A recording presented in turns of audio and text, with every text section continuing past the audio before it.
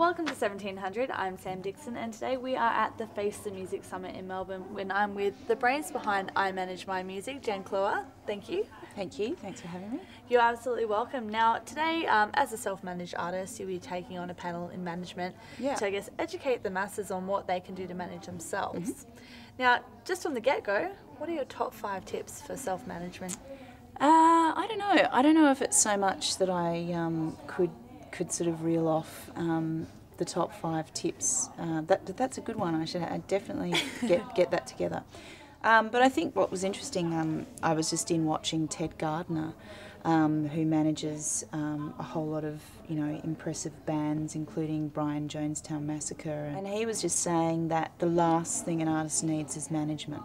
Wow. So, as in, you need to really have your stuff together before you seek management, not the other way around. And he said, I don't have a magic wand. I can't just go, hit, you'll be famous, like managers need something to work with. Yeah. So I guess, I Manage My Music, which is a group of workshops that I've been running this year, is all about empowering artists with information so that they know what they're dealing with out there in the current music climate. There's a lot that's changed even in the last 2 or 3 years, and it's really important that we know about our business so that we can make a living from it. Yeah, definitely. And a lot of it is about protecting the musicians' rights, because sometimes there'd be like cuts here, money here, going to management there. I mean, obviously as an artist controlling your own career, you have a little bit more of a handle on it. Yeah, I think it's less so about people taking advantage of you. I haven't found that to be such a big issue. I think it's more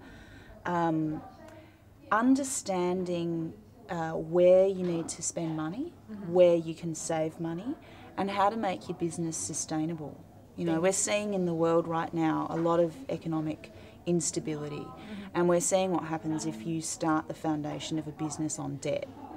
Right. And what I really encourage at I Manage My Music is to work within your means and be a sustainable business. You mentioned that the economic climate is changing. As a self-managed artist, you really have to have a finger on the pulse on what's happening.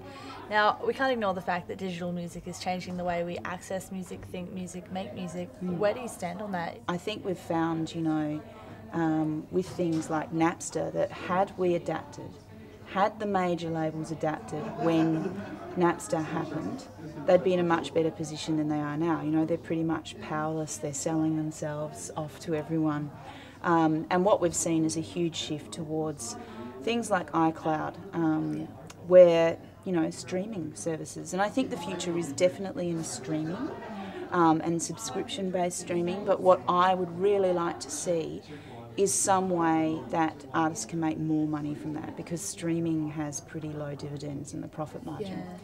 Yeah. I guess that's kind of, the digital age is now. We're living in it, and we either adapt and we get smart about how we work within it as musicians, or we don't.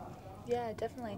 And was there a decision, a point where you decided, I want to manage my own music? I mean, have you ever been managed by anyone else before? Yeah, I have actually. I had a friend who worked in the music industry.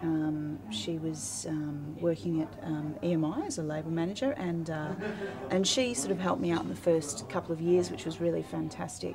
But what I sort of discovered was that I wasn't really in a position to be giving 20% of my income away. Like, I didn't really have an income that could, go to anybody else. It needed to be going back into my business.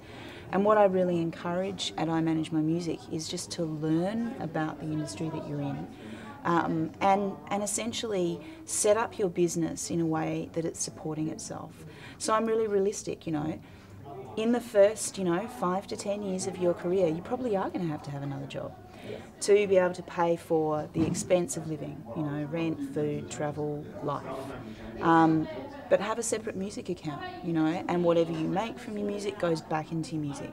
And if you can one day derive extra funds from your music business, then fantastic. Yeah, awesome. And the most important part that you want to take away, aspiring managers and aspiring musicians, what's the keynote that you want them to take away from your forums and your panels? Look, I think the most important thing is just to learn about your industry. You don't find people on Wall Street who don't understand the stock exchange. That's a really good point, yeah. There's really no room for musicians in the digital age to not understand the industry they're in. It's no longer an acceptable excuse, and the people that don't move with the times and learn about the industry will be left behind.